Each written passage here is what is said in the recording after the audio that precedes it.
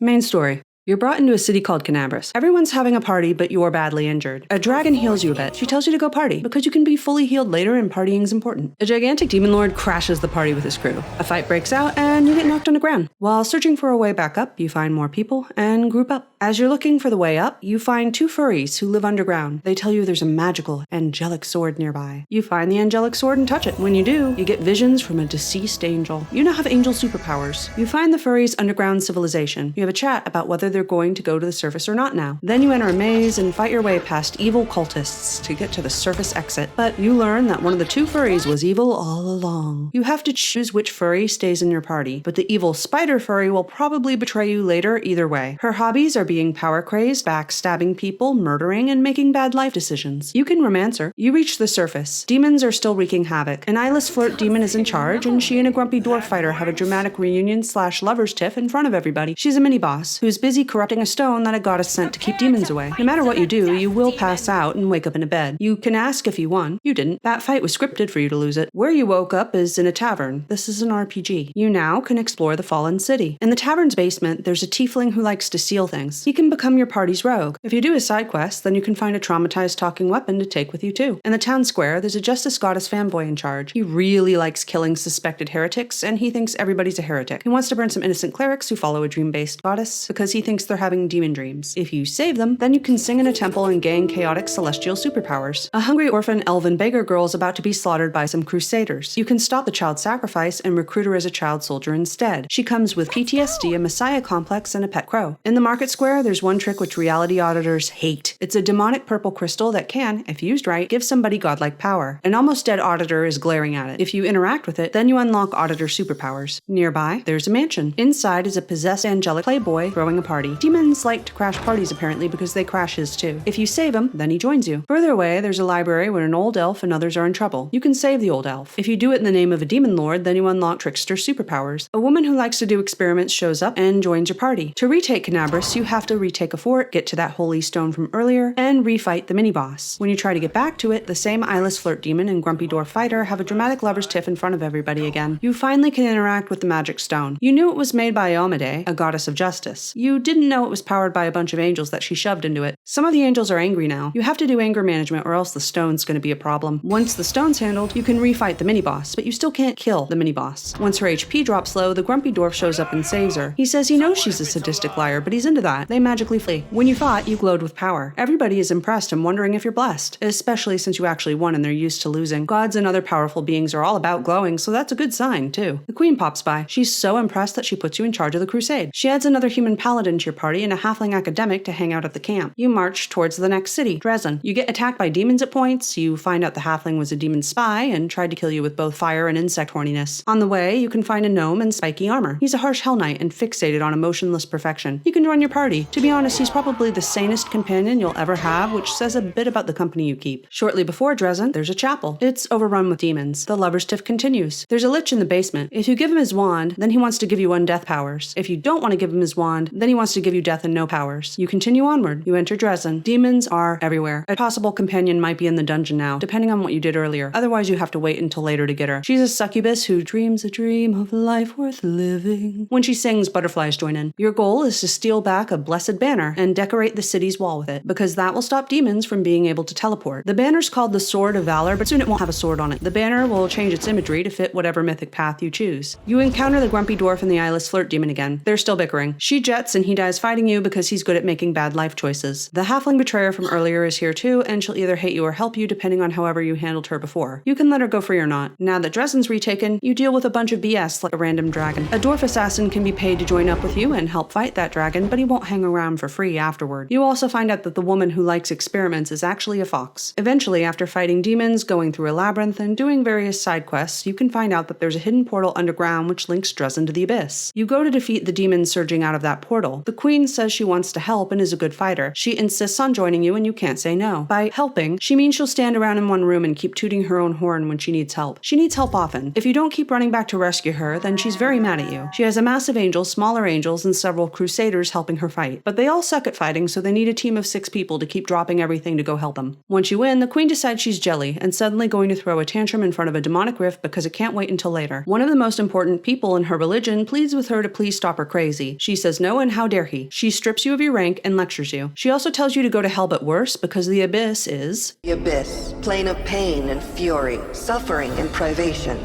She sends her beloved cousin too, because she kind of forgot she cares about him. You strut around the abyss, you gain respect. An angel came with you, some demons notice, but it's not a huge enough deal to do anything about it. All the demons wanted to kill you before and could easily now if they all rushed you, but they don't. Only some randomly attack you, even when you head off on a ship. Most are chill. There's even a brothel where you can gain experience points for banging. If you swing by the demonic gladiator pit, then you can find the male paladin's long-lost brother. His brother's traumatized and ready to lash out, so some planning has to go into the brotherly rescue or else it becomes accidental fratricide. The succubus who wants to be good has had dreams since you picked her up. If you encourage her to follow her dreams and help her kill her murderous simp stalker, then she'll be a good person. But if you encourage her to turn to the dark side, then she'll just do that instead. The tiefling rogue has a dead grandpa that wants to puppet his body. You can decide if you're okay with that or if you want the rogue to reject power or take it for himself. Once you've gained enough respect from chaotic evil beings, you have to talk to a notorious femme fatale succubus demon lord. The child soldier in your party with the messiah complex thinks that she can convince the demon lord succubus, notorious master of murder and deceit, to change your ways. She's convinced that this person must have a good heart. She just needs to hear a naive orphan hit her with some wisdom. The child saying, "Please be good now, Kay, it's the right thing," can actually work too. The succubus will totally rethink her life choices and want to be good. During the talk with the femme fatale of doom, Arilu shows up. You learn backstory details about Arilu experimenting on you and this being the reason for your powers. The angel who followed you throws a hissy fit because he overhears you learning about this. He runs off raging and upset, wondering if you're a dirty liar, even though he was there to hear how you just learned this shit too. You need to go on a ship trip. A goat demon lord's daughter is mining demonic crystals which grant their demonic users incredible power. You go with some of your party, kill a bunch of demons, possibly proposition a literal poop demon, fight the daughter, meet the father, hear the angel tattle on you before he gets carried off for more torture, and if you've got a midnight bolt, then you can now get another collectible crystal off of a demon lord. The femme fatale demon lord of deceit and murder shows up. She wants that shiny loot drop for herself. You can tell her no though. She refuses to be deceitful as a demon of deceit who wants your shinies. She just says okay, she respects your choice. Then you can head back to rejoin everybody. It turns out the ship trip took longer than planned, and while demons don't swarm together to stop you because they're scared of you, at the last moment they do decide that attacking the party of the person they're terrified of is a good idea. Once you're reunited with your party, then you head deeper into the cave your base is in. It turns out that the exit was there all along. You can use it now and head back home to Galarian. The queen screwed things up in your absence. You fight demons and retake Dresden again. When you retake Dresden again, the goddess of justice and the femme fatale demon lord show up. They argue over you. The goddess wants you powerless and the demon lord wants you to be her strong servant. They both try to reassure you that you can trust them, and the demon lord says that even though she could possess you if you trust her, she totally won't. You can rethink your life choices now and choose to listen to one of them, or you can go down a mythic path and ignore them both. Arilu shows up again. Now you can learn that you're both tied to the world wound, and you're told one of you has to die to close it. Remember how that angel ran off because he threw a hissy fit tantrum at random even though he was cool to you beforehand? You can save him or not now. The goddess won't save him because while she's intervening, she says she can't intervene. She also says she can't ask you to go help her dear angel friend, but hint hint. She doesn't hint hint at anybody else, so that angel's screwed unless you go help him, because that's how much Iomedae values friendship. Demons think fighting you on your own turf is going to go much better for them than when they were on their home turf in the abyss where you were weaker, less buffed by magic, and beyond the reach of possible supernatural allies like goddesses, so they fight you now. This includes the demon lord who wrecked the party at the start of the game. If you shoot that big bug with a special midnight bolt, then you can get a collectible crystal. You'll need 6 for the secret ending, so you'll have to do side quests if you want more. Before the final zone, you can finish companion quests. The female paladin went to a wedding where everybody's souls got sucked into jewelry and then stolen. You can save the souls now. The dwarf assassin might betray you if you made decisions he dislikes, or he may have already. He likes gold and his reputation, and maybe the daughter and wife he abandoned. But if he likes you too, or you forgive him for attempted murder, then you guys are still chill. The gnome hell knight might betray you if you decided accepting powers from demon is a super awesome thing to do and he doesn't like your vibe, but otherwise he's your bro. The suicidal furry Zen archer might end himself. He tells you that he has a plan, but his plan is just to let a demon sting him. If you weren't his unlicensed therapist and mommy go-between, then he's gonna die. If you were, then he says he wants to live and make his mom proud. The traumatized elven child soldier still just really wants people to get along and stop killing each other. Her final quest is to use a mountain as a soapbox. She can convince more demons to be good. She clearly has anime protagonist powers because not only do speeches about friendship and love work, but even her tears are magic. The guy with angel heritage was possessed by a bunch of skeletal head ghosts from beyond. You can kill that entity now, but if you two aren't in love, then he's gonna get lobotomized unless you're up for murdering an otherwise kind inquisitor who helped free him. If you are in love, though, then you can say okay to a lobotomy, but it won't actually happen. Instead, the Inquisitor will be all, lol, no, I couldn't do that to you, lovebirds. The half-elf finally admits she's a murder-loving cannibal and that her psychopathic tendencies started in childhood, like back when she decapitated her own puppy in the garden. After seeing the puppy killing, her mom tried to do a very belated abortion. Her dad stopped that with a shove, but her mom accidentally slipped and died. The half-elf also wants to kill her father for fun. Then she wants to go on a murder spree. The traumatized talking weapon can finally accept that he's a traumatized talking weapon. He's been in denial about it because he used to be a normal guy until he had a particularly bad day. You go to the final zone, Threshold. Allies show up to support you by fighting badly, except for the storyteller who isn't taking any shit. However, he isn't going to help for more than one battle unless you practice the ancient video game art of kiting. Arilu's suddenly upset at you. As you go inside to head towards her, she goes outside. She's not normally one to murder for the lols, but she's decided it's a fun idea now. She ambushes whoever you left outside.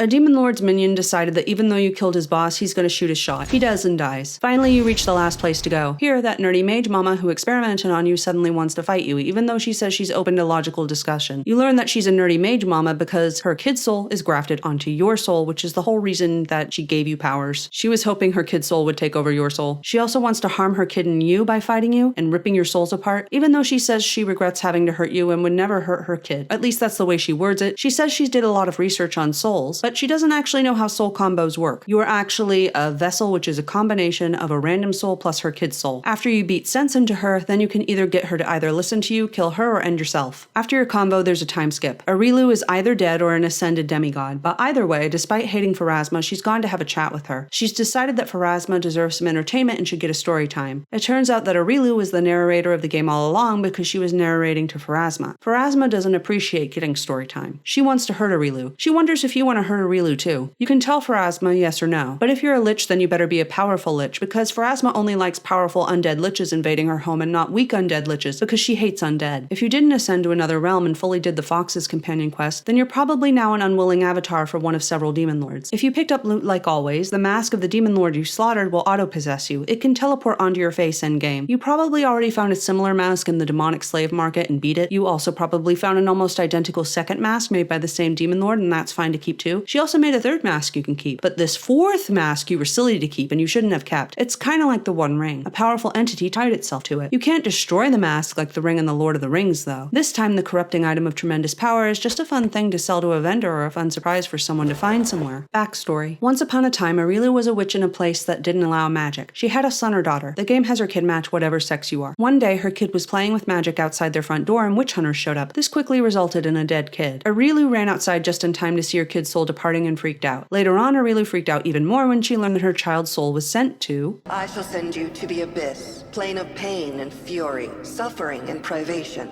The soul had already received Pharasma's judgment and had been sent on the path determined by the gods into the abyss.